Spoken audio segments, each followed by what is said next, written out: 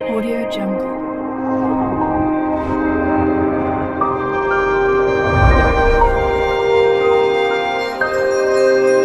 Audio Jungle. So hello everyone, welcome to my channel Motivation with Dr. Kirpal और आज है day 1191 days का, जिसमें आज हम ऐसे टॉपिक पर बात करेंगे जो बच्चे 10th के बाद कंफ्यूज रहते हैं उन्हें कौन सी स्ट्रीम की तरफ जाना चाहिए और कैसे स्ट्रीम्स को चूज करना चाहिए। तो आज मैं आपको एक्सप्लेन करूंगा what to choose after 10th, which stream you have to choose after 10th। आजकल की जनरेशन में 10th में अच्छे ग्रेड्स आने के बाद, अच्छे परसेंटेज आने के बाद बच्चे सोचते हैं मैं साइंस कर लूंगा, लेकिन उन्हें अपने अगर वो बाय चांस अगर उनके अच्छे मार्क्स आ जाते हैं, परसेंटेज आते हैं, तो परसेंटेज के बेसिस पे आप साइंस ना चूज करें।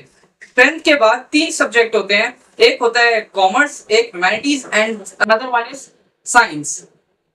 साइंस में वो बच्चे जा सकते हैं जिनका फोकस जो पॉजिटिव है और जो आगे का सोच के बैठे हैं कि मुझे साइंस में आगे क्या करना है। अगर वो साइंस स्ट्रीम लेते हैं तो उन्हें आगे का फ्यूचर अपना मालूम होना चाहिए कि मेरे को इस लाइन में जाना है। साइंस का बच्चा डॉक्टरी लाइन में जा सकता है, साइंस का बच्चा इंजीनियरिंग लाइन में जा सकता है, साइंस का बच्चा सॉफ्टवेयर इंजीनियरिंग लाइन में जा सकता है, साइंस का बच्चा बहुत सी चीज में जा सकता है। अब आता है स्टेप साइंस के बाद। अगर आप साइंस लेके उस पर अगर आप नहीं करते हैं और आप ड्रॉप करते हैं तो आप कॉमर्स में आ सकते हैं।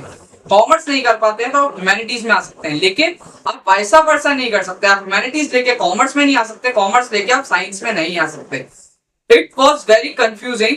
पेरेंट्स के दबाव में आके बच्चे आजकल के क्या करते हैं, साइंस ले लेते हैं जो कि उन्हें डिप्रेस कर देता है, और जब अच्छे मार्क्स नहीं आते हैं तो बहुत सारे ऐसे केसेस हैं जिसमें बच्चे सुसाइड अटेम्प्ट कर लेते हैं। क्यों? क्योंकि वो पेरेंट्स की प्रेशर में आके लिए। इसलिए पेरेंट्स को भी फोकस रहना चाहिए कि बच्चे को प्रेशराइज ना करें 10th के बाद, उन्हें जो मन करे वो ले ले। अगर वो बच्चा इंटेलिजेंट है, आजकल की स्टेज में बच्चा इंटेलिजेंट भी ह्यूमैनिटीज ले रहा है। क्यों? क्योंकि उसे अपने ह्यूमैनिटीज में करियर बनाना है। 10th तक उसने अच्छी पढ़ाई कर ली, लेकिन 11th 12th एक ऐसा मेन क्लास है जिसमें आपका करियर बनता है, जो आपको करियर डिसाइड करता है।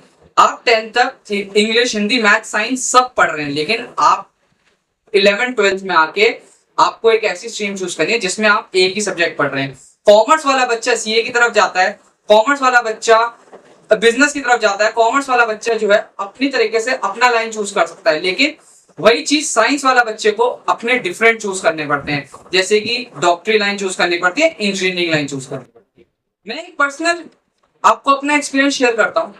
मैंने कॉमर्स ली थी, जिसके कारण मेरे पेरेंट्स आके बोला था कॉमर्स ले ले, कॉमर्स में मैथ्स ले ले। मैं मैथ्स में इतना वीक था 10th तक, इवन मैंने फोर्थ में आके मैथ्स ले ली थी, लेकिन मैथ्स वॉज इतनी टफ। 11th में आके मेरे को कुछ नहीं आता था, मैं 0 था। 11th में मैंने पेपर्स दिए, लेकिन मैं फिर भी मार्क्स मेरे 1 या 2 आते थे। मैं अपना पर्सनल एक्सपीरियंस शेयर कर रहा हूँ। मैंने 11th के एंड तक ड्रॉप कर दी मैथ्स। मैं 12th में मैथ्स के फर्स्ट टर्म में भी मैथ्स ली थी, मैंने तब ड्रॉप कर दी। क्यों? क्योंकि मेरे से मैथ्स हो ही नहीं रही थी, लेकिन मैं बार बार कर रहा था कि शायद हो जाए, शायद हो, लेकिन मैथ्स का मेरे को एक भी चीज दिमाग में घुसी नहीं रही थी। मैं बता रहा हूँ क्योंकि मैं कॉमर्स तो मैंने कर ली, कैसे तैसे कर ली, लेकिन I was not that much कि मैं कॉमर्स के कैपेबल भी था। मैं अपना एक्सपीरियंस बता रहा हूँ। इसलिए आप फोर्स में आके, पेरेंट्स के फोर्स में आके वो चूज ना करें जो आपको आगे नुकसान दे। Be positive. आप पॉजिटिव रहिए कि आपको क्या चूज करना है। अगर आप साइंस ले रहे हैं तो आपको अपना फ्यूचर पहले डिसाइड करना है कि आपका क्या फ्यूचर है, आपको किस लाइन में जाना है। आपको साइंस वाला बच्चे का माइंड इतना डेवलप होता है कि वो पहले ही तैयार रहता है कि 12th के बाद भाई मेरे को बैठना नहीं है, ये करना है। साइंस कॉमर्स वाला बच्चा बैठेगा कि अभी रिजल्ट आएगा, उसके बाद देखेंगे क्या है क्या नहीं। ह्यूमैनिटीज वाले बच्चे भी यही करते हैं, लेकिन साइंस वाला बच्चा 12th कंप्लीट हुई, 12th के पेपर हुए, नीट का एग्जाम की तैयारी चालू कर देगा, डॉक्टरी की तैयारी कर, इंजीनियरिंग की तैयारी चला, कॉलेज ढूंढना चालू कर देगा, क्योंकि उसे अपना फोकस बना रखा है, उसने साइंस लिए। साइंस एक ऐसा टफ सब्जेक्ट है जिसमें आपको फोकस जाना पड़ेगा, अपनी लाइफ को पॉजिटिव वे में जाना पड़ेगा। और यही चीज मैं बोलता हूँ कि अगर आप पॉजिटिव हैं तभी आप कुछ कर सकते हैं। अगर आपने अपना माइंडसेट ले लिया है कि मेरे को साइंस लेना है, तो आपको एक पंक्चुअलिटी रखनी पड़ेगी, एक आपको फोकस रखना पड़ेगा, प्लस टाइम टेबल मैनेज करना पड़ेगा, क्योंकि साइंस के बच्चे को 5 से 6 घंटे पढ़ाई चाहिए एज कंपेरेटिवली कॉमर्स स्टूडेंट और आर्ट स्टूडेंट। कॉमर्स के बच्चा कॉमर्स में भी सब्जेक्ट आते हैं मैथ्स। अगर मैथ्स में वीक है तो मैथ्स ना चूज करें, मैं कह रहा हूँ मैथ्स ना चूज करें, क्योंकि 11th में मैथ्स बेस है और 12th में टफ है। अगर आपका 11th में मैथ्स लिया है तो आप उस पर इतना फोकस रहिए, अपने प्रैक्टिस करिए ताकि आप 12th में आराम से कर सकें, क्योंकि आपका 11th में बेस बनता है। जैसे कि 1st to 10th में आपका फर्स्ट क्लास में बेस बनता है मैथ्स का, वैसे आपकी 11th और 12th की मैथ्स का बेस बनता है। 11th में बेस बनेगा, 12th में आप उसमें अचीव करेंगे, तब जाके आप कॉमर्स में मैथ्स लीजिएगा, वरना आप मैथ्स को ड्रॉप करके फिजिकल ले सकते हैं, कंप्यूटर साइंस ले सकते हैं।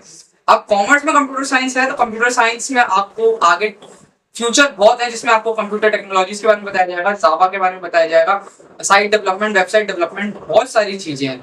फिजिकल में आप स्पोर्ट्स कोटा में ज्वाइन हो सकते हैं, स्पोर्ट्स से रिलेटेड आपको क्वेरीज होंगी। आर्ट सब्जेक्ट वॉज दैट, मेरे को इतना मालूम नहीं है आर्ट सब्जेक्ट के बारे में, लेकिन मैं आपको बता देता हूँ आर्ट सब्जेक्ट में हिंदी और ह्यूमैनिटीज वगैरह आती हैं, जिसमें बच्चे बीए टीचर्स लाइन में जा सकते हैं। Thank you for watching this video and please like, share and subscribe my channel for more such contents.